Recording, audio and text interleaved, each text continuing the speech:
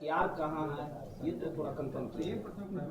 अभी देखिए अभी इन्वेस्टिगेशन में उन लोगों के द्वारा बहुत सहयोग नहीं किया गया और जो इन्वेस्टिगेशन हम लोगों ने किया है उसके आधार पर यह स्पष्ट है कि किसी अंदर के ही व्यक्ति ने किया है। सर नार्को टेस्ट जितने किसका होगा? जितने लोग इसमें इंटरेस्टेड थे, जो इस घटनाक्रम से जुड़े हुए लोग थे और जो साक्ष्य विनष्ट करने में जिनका भी योगदान रहा उन लोगों की गिरफ्तारी हमने पहले भी बताया, परिस्थिति जन्य साक्ष्य हैं हम लोगों के पास और उसी के आधार पर अभी गिरफ्तारी करके दे रहे हैं। जी हाँ, रिमांड पर लिया जाएगा फर्दर पूछताछ के लिए भी और नार्को टेस्ट। किन लोग को रिमांड पर लिया जाएगा?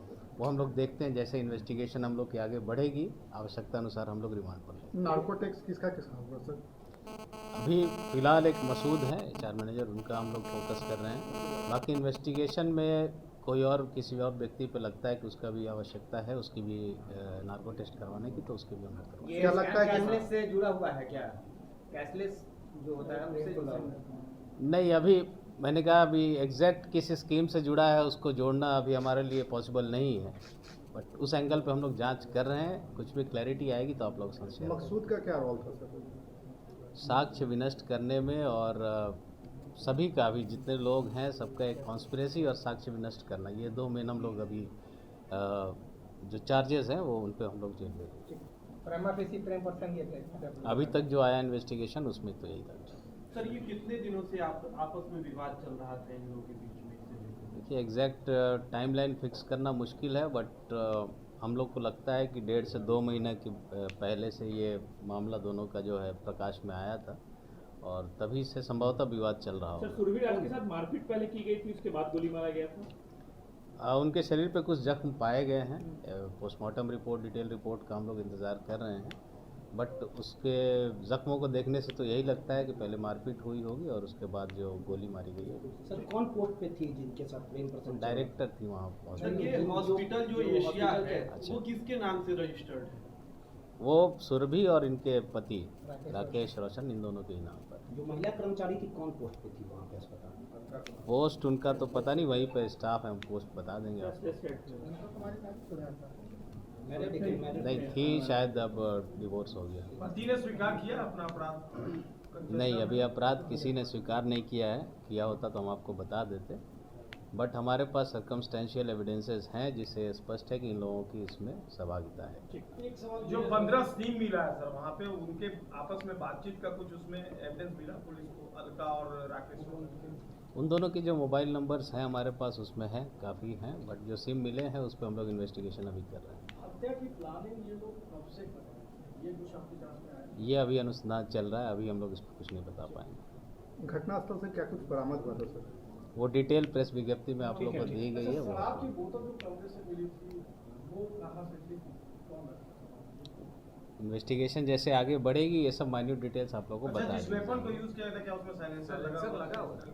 अब जब ये कहना मुश्किल है कि अभी जो मर्डर करने वाला है वो जब पकड़ा जाएगा, जब हम लोग देखेंगे, हाँ, तभी वो कह पाएंगे हम लोग, बट साइलेंसर नहीं कह सकते। अस्पताल कर्मियों का कहना था कि किसी ने आवाज, गोली की आवाज नहीं।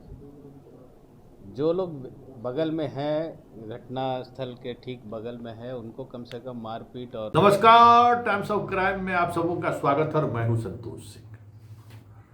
अभी इस खबर की शुरुआत से पहले जिस पुलिस अधिकारी की आपने आवाज़ सुनी है, बयान सुना है, वो है मिस्टर अवकाश कुमार। 2012 के बैच के आईपीएस अधिकारी हैं, पटना के फिलहाल एसएसपी हैं। हालांकि इस अधिकारी के बारे में फिलहाल अभी कुछ कहने की ज़रूरत नहीं है। इस अधिकारी के बारे में कभी लंबी कहानी कहने की ज़रूरत है, लंबे तरीके से इनके कैरियर की पड़ताल करने की ज़रूरत है कि किस तरीके से ये पटना के एसएसपी बने हैं और जब से एसएसपी बने हैं पटना का हाल लगातार बिगड़ता ही जा रहा है। खैर, अभी चर्चा का विषय वो नहीं है। चर्चा का विषय है कि जिस बयान के दौरान जो जिस घटनाओं का वो जिक्र कर रहे हैं वो घटना है पटना का चर्चित हॉस्पिटल संचालिका सुरभि हत्याकांड के बारे में वो अपडेट दे रहे हैं, जिस सुरभि की कहा जा रहा है कि गोलियों से छलनी करके हत्या की गई है। 7 गोलियां उन्हें मारी गई। गोली मारने वाला कौन है, गोली कैसे मारा, कुछ भी अभी पुलिस को पता नहीं है। पुलिस नार्को टेस्ट कराएगी। फिलहाल जिन 5 अभियुक्तों को जेल भेजा गया है उसमें खुद सुरभि के पति हैं, उसका देवर है और बाकी अस्पताल के कर्मचारी हैं। अभी फिलहाल इन सबों पर आरोप ये है कि इन्होंने जो साक्ष्य थे उस साक्ष्य को इन्होंने मिटाने का काम किया है और उसी धारा के तहत इनको जेल भेजा गया है। अनुसंधान अभी जारी है, अब नार्को टेस्ट हो गया तब ये तय कर पाएंगे कि कैसे हत्या हुई है। वैसे बिहार की फॉरेंसिक टीम जो काफ़ी एक्सपर्टीज के साथ हाल के दिनों में कई महत्वपूर्ण घटनाओं का उद्भेदन किया है, वो भी खाली हाथ लौट गया। पटना पुलिस के जो तेज तरार पदाधिकारी हैं वो भी फिलहाल उनका भी हाथ खाली है कि हत्याएं हुई तो कैसे हुई। जो कुछ भी आज एसएसपी ने कहा, मतलब कल एसएसपी ने जो कुछ भी कहा है वो सारी अटकलों पर आधारित है, साक्ष्य पर आधारित नहीं है, संभावनाओं पर इन्होंने ये बातें कही हैं। जितने सीम बरामद हुए हैं, सीम का बरामदगी के बाद उसका क्या भूमिका है, क्या किस तरीके से लड़की और जो हत्या में शामिल है वो और उसके सुरभि के हस्बैंड के बीच क्या बातचीत का क्या डिटेल्स है, वो सारी चीज़ें अभी अनुसंधान में है, अभी वो उस पर काम नहीं हुआ है।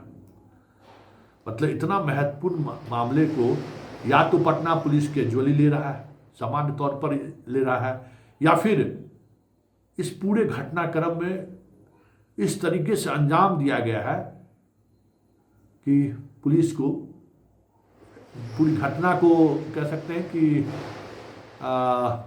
ओपन करने में परेशानी हो रही है। दो ही बात हो सकता है, दोनों बात अपने आप में गंभीर है। पटना जैसा एक्सपर्ट पुलिस अगर ये चीज़ें नहीं कर पा रही है, जो पटना पुलिस कई तरह के मामले का उद्भेदन कर चुका है, इससे ब्लैंक केस, मतलब एक से एक ब्लैंक केस हुआ है जिसमें पटना पुलिस ने बड़ी ज़बरदस्त काम किया है और पटना पुलिस को सफलता भी मिला है। लेकिन इस केस में जो चीज़ें सामने आ रही है उससे तो कुछ ऐसा ही लग रहा है कि या तो पटना पुलिस बहुत ही कैजुअली ले रहा है या नहीं तो बहुत ही हाई प्रोफाइल तरीके से सुरभि की मर्डर हुई है। वैसे जो बातें सामने आ रही है वो ये काफ़ी है, पर्याप्त है यह कहने के लिए कि इस घटना को अंजाम देने के पीछे जो लोग हैं वो बहुत ही शातिर लोग हैं, प्रोफेशनल लोग हैं, जिसने इस घटना को अंजाम दिया है। और घटना के बाद साक्ष्य मिटाने के लिए जिस तरीके से अस्पताल के कर्मी हो या फिर बाहर से जो कोई भी आए हों, उन्होंने जिस होशियारी से पूरे कह सकते हैं कि घटना स्थल के एविडेंस को मिटाया है, वो भी कोई बड़ा प्रोफेशनल गिरोह ही कर सकता है।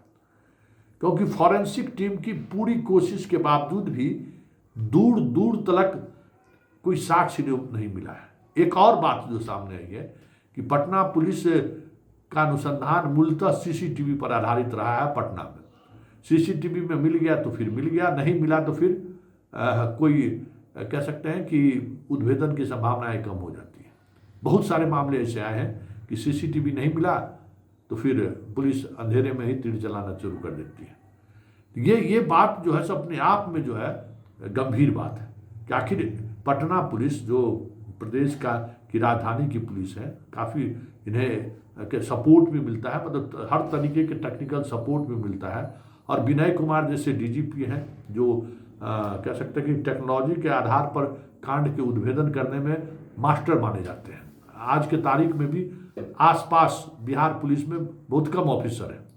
अमृतराज जैसे कुछ ऑफिसर को छोड़ दें तो इनके आसपास बहुत कम है ऐसे पदाधिकारी हैं जो इस तरीके के मामले के उद्भेदन में दिमाग लगा सकते हैं। खैर, लेकिन जो चीज़ें चीख चीख कर रही है कि हत्यारा बहुत ही प्रोफेशनल था, साइलेंसर युक्त अगर पिस्टल का इस्तेमाल हो या नहीं हो, लेकिन जिस पिस्टल से हत्या की गई है वो पिस्टल बहुत ही सॉफ्टिकेटेड था, क्योंकि जहाँ जहाँ गोलियां लगी है मतलब वो ज़्यादा उन गहरी घाव नहीं दिया है, मतलब बहुत ही करीब से, बहुत ही कहते हैं कि बात करते करते मारना, बात किए फिर एक गोली, फिर बात किए फिर दूसरी गोली, फिर बात किए तीसरी गोली, फिर बात किए कुछ ताना दिए चौथी गोली, और तब तक वो होश में है। और सब बातें सुने, मतलब 7 के 7 गोलियों जो जिस तरीके से उसे सुरभि को मारा गया है, वो घाव मतलब गोली का जो निशान है, घाव है वो, और सुरभि के बॉडी का जो पूरे शरीर में गोली लगने के बाद का जो बॉडी का जो अपना कह सकते हैं कि होता है कि गोली लगने के बाद भाग रहे हैं, गिर रहे हैं, फिर गोली मार रहा है, वो सब ऐसा कुछ भी नहीं लग रहा है, एकदम पिन पॉइंट गोली मारा गया है। मतलब जिस हथियार का इस्तेमाल किया गया वो हथियार पहले से लेके 7वें गोली तक इतना घाव या इतना दर्द सुरभि को नहीं दिया कि सुरभि वहाँ से भागने की कोशिश करती। हालांकि सब कुछ मिटा दिया गया है, लेकिन जहाँ सुरभि बैठी हुई है, जहाँ पर गोली चलने की बात आ रही है, जिस तरीके से टेबल पर सामान रखा हुआ है, सभी के सभी सामान अपने जगह पे एकदम सामान्य तौर पे बिखरा हुआ नहीं। हो सकता है कि बाद में उसको ठीक किया गया, लेकिन कितना भी ठीक करे कुछ न कुछ निशान छोड़ जाता है अपराधी, लेकिन एक भी निशान नहीं मिला, अपने आप में बहुत बड़ी बात है। आखिर कौन हो सकता है हत्यारा, या कौन है वो हत्यारे जिसके लिए सुरभि के पति ने इस हद तक आगे बढ़ गया? क्योंकि पूरे घटनाक्रम पर अगर गौर करें, जिस प्रोफेशनल गैंग ने इस घटना को अंजाम दिया है वो सस्ते में नहीं आया होगा, बहुत पैसे खर्च किए होंगे सुरभि के पति, क्योंकि लगभग 3 किलोमीटर के एरिया के तमाम CCTV को पुलिस ने खंगाला है। अस्पताल से निकलते हुए मोटरसाइकिल पर जो शख्स दिख रहे हैं वो भी कहीं दूर दूर तक ये नहीं दिख रहा है कि वो हत्या करके भाग रहा हो, सामान्य तौर पर जैसे आया वैसे ही वो लौट रहा है। तो अब नार्को टेस्ट की बात हो रही है, अब देखिए नार्को टेस्ट में क्या सामने आता है। नार्को टेस्ट का वैसे अगर अभियुक्त तैयार नहीं होगा देने के लिए तो आप उसको जबरन नहीं ले सकते हैं। तो ये सारी चीज़ें चल रही हैं, मतलब एक हाई प्रोफाइल मर्डर, और मर्डर वो भी राजधानी में, और कुंदन कृष्णन ADG मुख्यालय हो और विनय कुमार DGP हो, फिर भी अगर उद्भेदन नहीं हो रहा है तो चर्चा होनी तो लाजमी है कि आखिर हत्यारा जो भी है, इस घटना को जिसने भी अंजाम दिया है बहुत ही शातिर है, क्योंकि इन 2 अधिकारियों के पहुंच से अगर बाहर अपराधी है तो समझिए कि बहुत ही लेटेस्ट टेक्नोलॉजी या फिर लेटेस्ट कुछ न कुछ ऐसी चीज़ों का इस्तेमाल किया है जो फिलहाल बिहार में आपराधिक घटनाओं में अंजाम देने के दौरान 1-2 घटनाओं में कहीं भी देखने को, मतलब लगातार छोड़ दीजिए 1-2 घटनाओं में भी देखने को नहीं मिला है। कुछ ऐसी बातें ही सामने आ रही है। दिनांक 22 मार्च को अगमकुआ थाना क्षेत्र में एशिया हॉस्पिटल में उनके डायरेक्टर सुरभि राज की हत्या का मामला प्रकाश में आया था।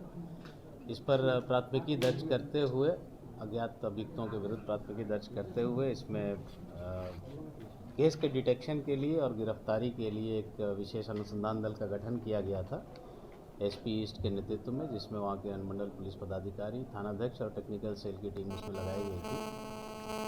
3 दिन के गहन अनुसंधान के बाद टेक्निकल इन्वेस्टिगेशन भी मैनुअल इनपुट के आधार पर FSL की टीम बुलाई गई थी। उनके इनपुट्स के आधार पर आज 5 व्यक्तियों की गिरफ्तारी उस केस में की गई है, जिनको न्यायालय में अग्रसारित कर दिया गया है। 5 व्यक्ति जो गिरफ्तार करके भेजे गए हैं जेल, एक अलका कुमारी हैं, उसी हॉस्पिटल के स्टाफ हैं, सभी लोग उसी हॉस्पिटल के ही कर्मचारी हैं, पदाधिकारी हैं। उस हॉस्पिटल के मालिक राकेश रोशन, जो कि दिवंगत सुरभि राज के पति भी हैं, उनकी भी गिरफ्तारी की गई है। एक रमेश कुमार उर्फ अतुल कुमार, उनकी गिरफ्तारी की गई है। अनिल कुमार, उनकी गिरफ्तारी हुई, और एक मसूद आलम जो वहाँ के HR हेड हैं, उनकी गिरफ्तारी की गई है। ये गिरफ्तारियाँ अभी जो हमारे पास अभी तक सर्कमस्टेंशियल एविडेंसेस आए हैं पूछताछ को लेकर और इन्वेस्टिगेशन के दौरान, उसके आधार पर ये गिरफ्तारी की गई है। आगे इसमें कई पहलुओं पर अनुसंधान अभी भी शेष है जो हम लोग कर रहे हैं। हत्या के कारण अभी प्राइमा फेसी हम लोग को लगता है कि प्रेम प्रसंग है, बट उसमें एक फाइनेंशियल एंगल भी हो सकता है कि हो, जिस पर हम लोग अनुसंधान कर रहे हैं। जैसे जैसे अनुसंधान में बातें सामने आएंगी आप लोगों के साथ हम लोग साझा करेंगे। सर, प्रेम प्रसंग सुरभि राज का था या उनके पति का किसी और के साथ था? प्रेम प्रसंग उनके पति का, रोशन का, राकेश रोशन का, और एक अलका जो गिरफ्तार हुई है उनके साथ अभी सामने आई है बात। और जैसा कि मैंने कहा, फाइनेंशियल एक एंगल भी है उस हॉस्पिटल में, तो उसके एंगल से भी हम लोग इन्वेस्टिगेशन कर रहे हैं। और कुछ नया पता चलेगा तो आप लोगों के साथ हम लोग सर, साझा गोली चलाने वाले बाहर के लोग थे या अस्पताल के ही लोग थे? शूटर हायर किया गया या सब अभी तक इन्वेस्टिगेशन में हम लोग को जो बातें सामने आई हैं उससे ये ऑलमोस्ट ये है कि बाहर से कोई व्यक्ति नहीं आया था इस केस घटना को अंजाम देने के लिए। कोई अंदर का ही व्यक्ति है जिसने इस घटना को कारित किया है, तो उस पर हम लोग अभी अनुसंधान कर रहे हैं। इनसे जो पूछताछ हुई है लोगों से, बहुत संतोषजनक जवाब इन लोगों के द्वारा नहीं दिया गया है। तो आगे नार्को टेस्ट के लिए भी हम लोग कोशिश करेंगे कि न्यायालय से अनुमति मिले और हम लोग नार्को टेस्ट पति ने मसूद पूछताछ में आलम का क्या रोल बोला था सर? बताया? मसूद आलम का क्या रोल था? सभी लोग जो हैं, एक तो कॉन्स्पिरेसी जो हम लोग को पता चल रही है अभी इस मर्डर की कॉन्स्पिरेसी, और घटना होने के बाद जो साक्ष्य आम सबूत होते हैं घटना स्थल पर, उसको विनष्ट करने के आरोप में हम लोगों ने अभी इन लोगों को गिरफ्तार करके जेल भेजा।